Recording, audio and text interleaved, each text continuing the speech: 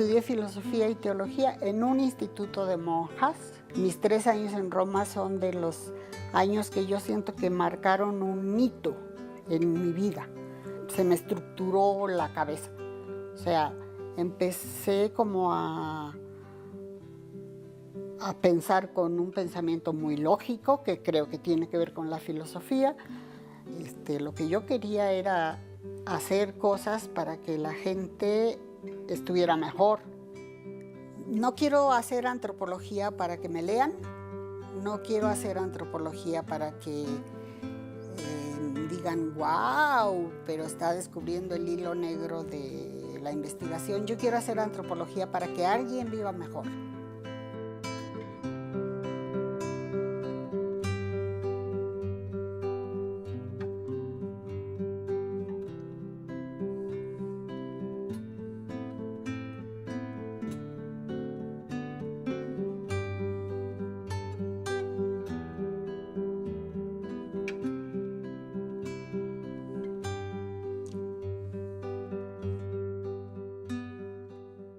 Soy Lucía Bazán Levy, nací en Colima el 7 de noviembre de 1946. La familia donde yo nací y crecí fue una familia muy tradicional. Mi madre era una militante de Acción Católica de tiempo completo, casi era más militante de Acción Católica que mamá. Y mi padre era también muy creyente, pero tenía una religiosidad como más recia, donde la racionalidad se implicaba a pesar de ser la fe. En mi casa, en mi familia, la vida se organizaba alrededor de compromisos católicos.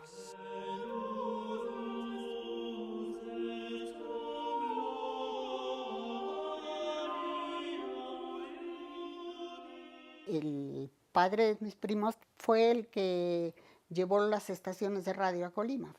Y entonces en la casa de mi abuela era la estación de radio también y había lo que se llamaba el teatro estudio. Y en los veranos nos dejaban hacer obras de teatro. Entonces todo era hecho por nosotros y cuando ya estaba la obra de teatro lista invitábamos a los vecinos adultos que nos pagaban por asistir y nos dejaban hacerlo como en el local en que de veras se hacían las cosas de la radio en vivo.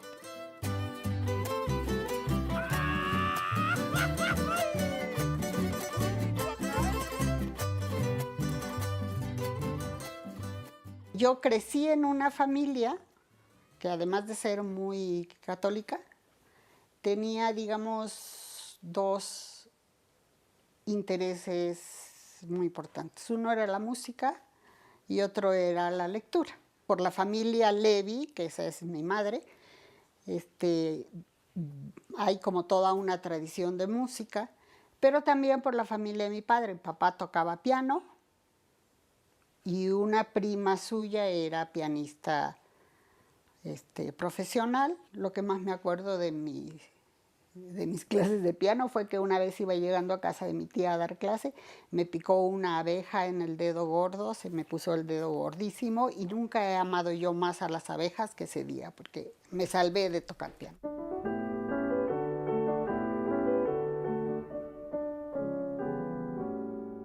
La otra gran afición en mi casa y el gran énfasis en la educación, aparte de la religión, que esa se cocinaba aparte, fue la lectura. Cuando yo era niña en Colima no había librerías, entonces mi papá compraba los libros en Guadalajara o aquí cuando viajaba, porque a él le gustaba mucho viajar. Como los libros que había ya para niños se los habían comprado a los hombres, entonces yo leí Salgari, todo Salgari, leí Julio Verne, leí Frances Finn, luego para niñas leí Mujercitas y Hombrecitos. Y cuando ya yo era una lectora muy comprometida con la lectura, entonces mamá me empezó a meter sus propias lecturas. Entonces me puso a leer Vidas de Santos, todas las que pudo. Yo leí toda mi vida, desde los 5 a los 6 años por allí.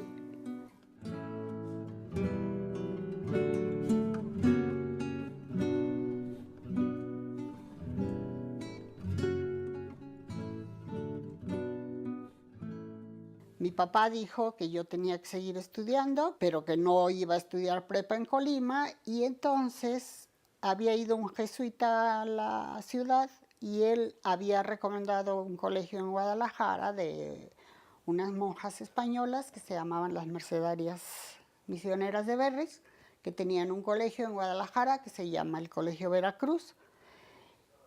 Y allí mis padres me inscribieron como interna. Y en contra de lo que se dice de los internados de monjas, yo pasé 2 años maravillosos en esa escuela.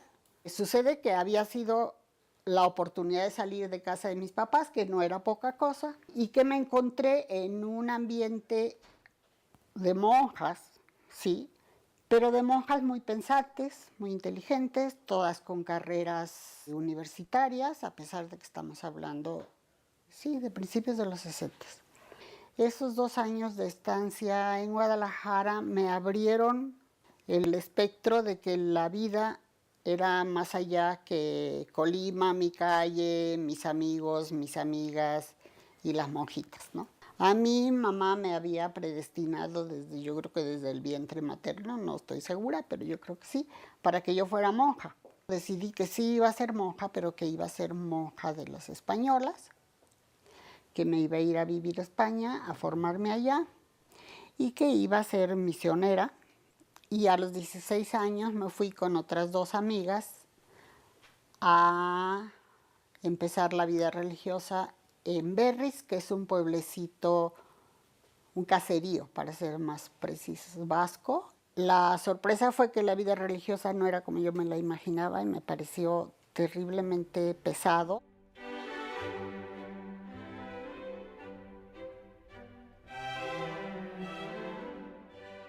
Pues me quedé y terminando allí, cuando yo me comprometí a ser monja por 2 años, entonces me mandaron a estudiar letras a la Complutense, y luego, estando ya en Madrid preparándome para la Complutense, me dijeron que no, que me iba a Roma a estudiar filosofía y teología.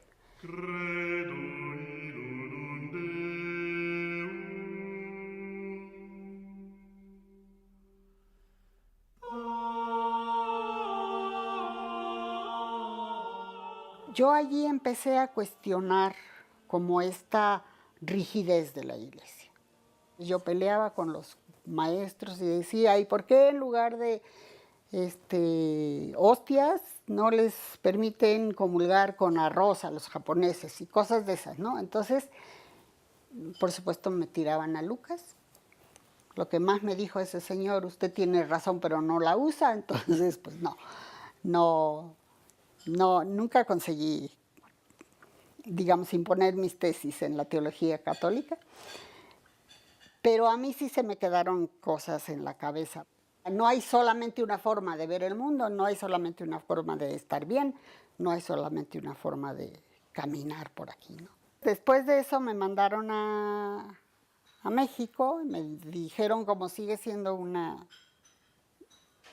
mujer muy joven, todavía no estás formada para ir a trabajar, escoge lo que tú quieras estudiar. Yo, volviendo de Europa, me fui a casa de mis padres un tiempo y al volver me encontré que por X razones yo ya estaba inscrita en la carrera de antropología de la Ibero.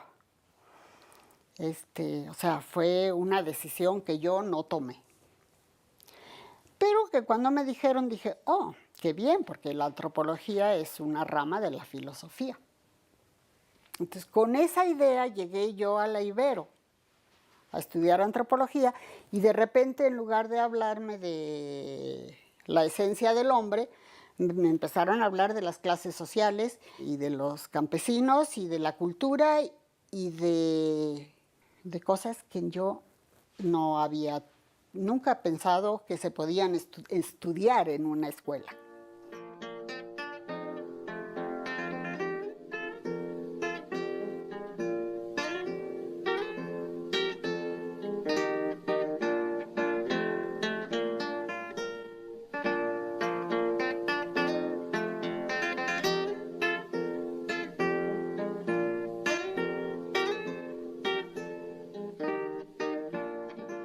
Yo llegué en un momento privilegiado a la Ibero, yo llegué en 69, acababa de ocurrir 68.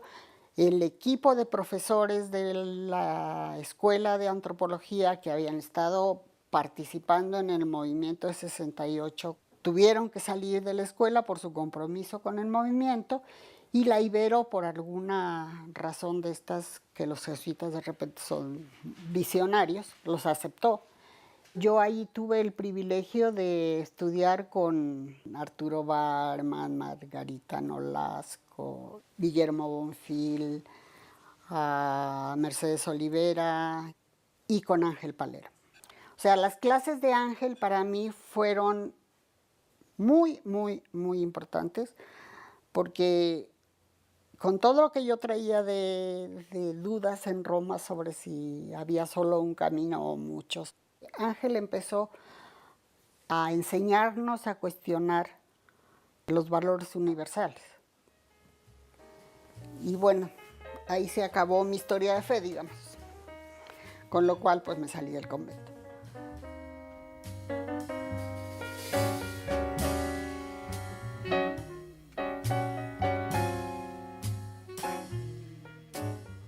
Y al final del quinto año de la escuela, estaba empezando el CICINA, y el proyecto de Ángel era que el CICINA fuera un lugar en el que se formara gente.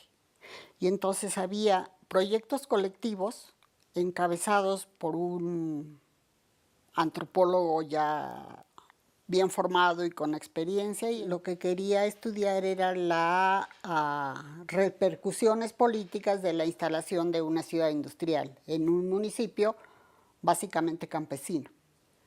Yo empecé a estudiar la maestría en sociología en la UNAM, y entonces se empezó a gestar un movimiento para que los becarios nos reconocieran como una plaza más estable. En ese momento se fue Ángel del CICINA. Entonces llegó Guillermo Bonfil, y con él desapareció este proyecto de transitoriedad. Yo entré al CICINA para hacer mi tesis de licenciatura, y acabé quedándome allí porque las coyunturas cambiaron de signo, y entonces empezó a pensar en una institución en donde hubiera un cuerpo de investigadores más estable. Y ahí entré yo.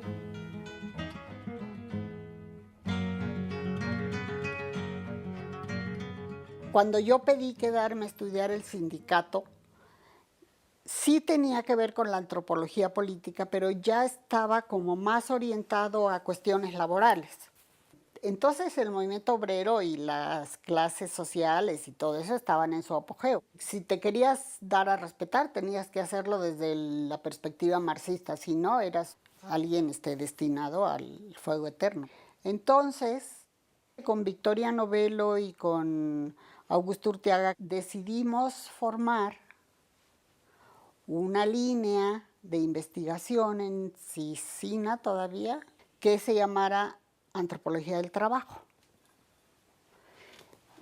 Y logramos que Guillermo Bonfil nos lo aprobara, a pesar de la oposición de un sector de antropólogos, y entonces formamos dos proyectos, uno que iba a estudiar mineros, a donde se fue Victoria Novello al norte, y otro que iba a estudiar pequeña y mediana industria, que inicialmente pensamos que iba a ser en Puebla y luego acabó siendo en León con los zapateros, y ahí nos fuimos Augusto Urteaga y yo, un poco a reproducir el mismo esquema por el que habíamos entrado al CICINA.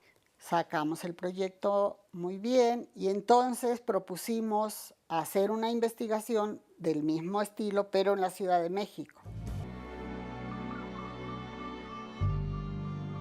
Cerraron la refinería de Azcapotzalco. Pensé que estudiábamos a los trabajadores, pero no estudiábamos a los desempleados. Y entonces propuse una investigación sobre desempleados. Y esa investigación sobre desempleados fue mi tesis doctoral.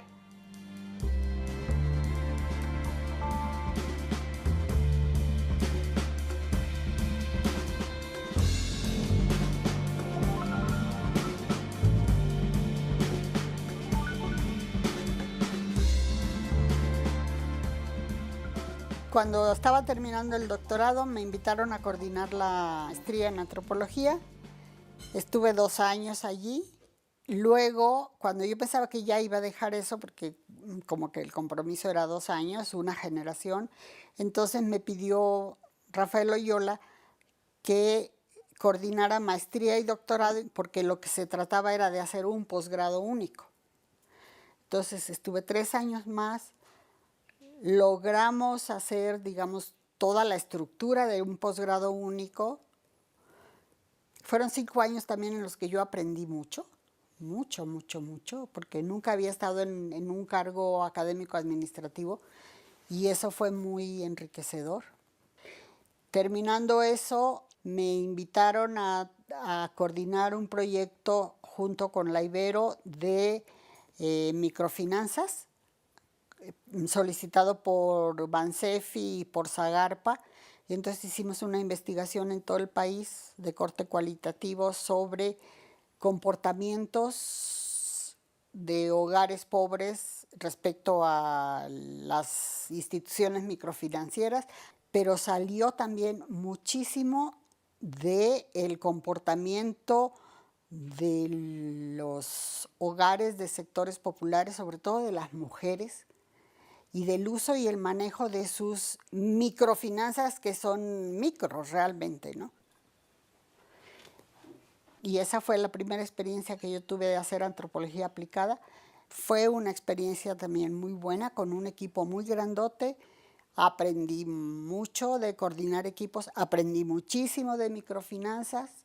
Después de eso soy asesora de un grupo de educación financiera de Banamex que hace todos los años premios a microempresas y estoy ahí desde hace como 4 años. Y acabamos de entregar a publicaciones un libro que escribimos Gonzalo Saravillo sobre microfinanzas en los hogares, sobre esta parte no institucional de las microfinanzas. Y entonces, después de eso, de las microfinanzas, me invitaron a hacer evaluación cualitativa del programa de oportunidades en grandes ciudades. Hicimos el proyecto y a la hora de la hora Oportunidades no tuvo fondos, el BID no dio el préstamo y a cambio de eso apareció la posibilidad de trabajar evaluando un programa de comunicación y educación para la salud a comunidades indígenas para introducir hábitos de autocuidado de la salud. Y nosotros hicimos una primera evaluación de las primeras reacciones y percepciones tanto del personal de salud que trabaja en las comunidades indígenas como de los mismos beneficiarios del programa, digamos.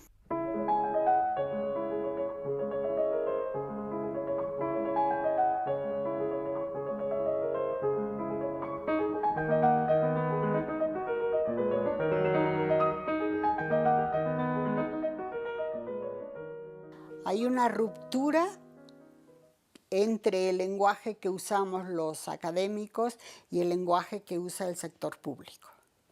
Entonces, nos piden una evaluación y nosotros hacemos el gran discurso académico que no se traduce en acciones concretas, que es lo que el sector público está pidiendo o qué es lo que puede alimentar al sector público para modificar políticas, ¿no? Creo que si logramos hacer este tipo de trabajos y encontrar un lenguaje adecuado en el que sin renunciar a nuestra investigación y a nuestra forma de entender las cosas, se los podamos decir de manera que ellos lo acepten, creo que podemos incidir de alguna manera en las políticas públicas y en el bienestar.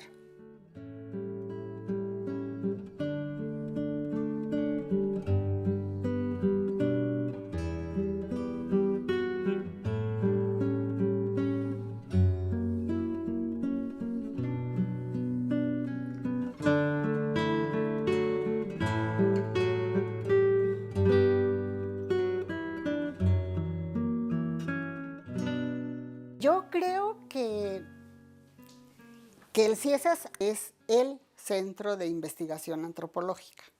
No es el único, pero creo que es el más prestigiado. Ha habido contribuciones importantes de gente del CIESAS al desarrollo de la antropología y de las ciencias sociales en el país. O sea, yo creo que, por ejemplo, antropología médica ha hecho cosas muy importantes. Creo que antropología del trabajo y urbana en su momento fue una contribución muy importante hacia la antropología. Creo que el CIESAS ha abierto campos nuevos, por ejemplo, ahora con la antropología de los desastres. Sí hay una línea indigenista importante, pero creo que en general el indigenismo que hace el CIESAS, que es muy reconocido, está muy ideologizado. Como formadores de antropólogos tuvimos mejores momentos. La formación está determinada por el CONACYT y por el SNI, y creo que por hacerle caso, por una parte al CONACYT, que establece tiempos de formación rapidita y al vapor. Los investigadores para estar en el SNI necesitan dirigir tesis y dirigirlas a tiempo y dar clases y no sé qué. Y entonces la tarea de formar estudiantes está supeditada a los proyectos personales de los investigadores y digamos, a que la institución no pierda sus prebendas con CONACYT. Yo creo que en formación tendríamos que reflexionar mucho, mucho, mucho. También creo que con la llegada del SNI, el CIESAS perdió una de sus características que había tenido inicialmente, que es este trabajo en colectivo. O sea, los proyectos colectivos son mucho más ricos que los proyectos individuales, pero implican una mayor generosidad por parte de los participantes en los proyectos. O sea, yo no te escondo mis avances, mis resultados, mis reflexiones, sino las comparto y las enriquezco con las tuyas.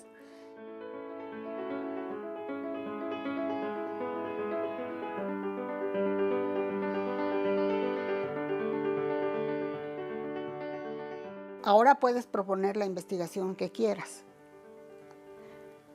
Y eso es muy bueno. Pero sucede que acabas sin saber qué está haciendo el de al lado tuyo. Otra cosa que se ha perdido en CIESAS, sin duda, es la posibilidad de hacer trabajos de campo serios. Ahora, si logras un mes de campo, es ¡guau! ¡Qué suerte tienes! Porque no hay presupuesto para eso. Entonces, para poder hacer trabajo de campo tienes que conseguir un proyecto financiado. Y el proyecto financiado te dicen qué es lo que quiere que investigues, y cómo y para qué.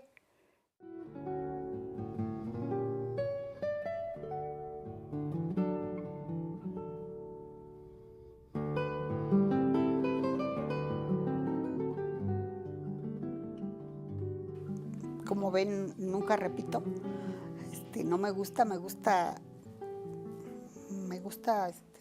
pensar en cosas nuevas siempre porque aprendo mucho. O sea, lo que yo quiero es hacer cosas que puedan contribuir a mejorar, no digo el país, pero las condiciones de vida, aunque sea de unas cuantas gentes, ¿no? Entonces, bueno, eso es lo que yo quiero hacer.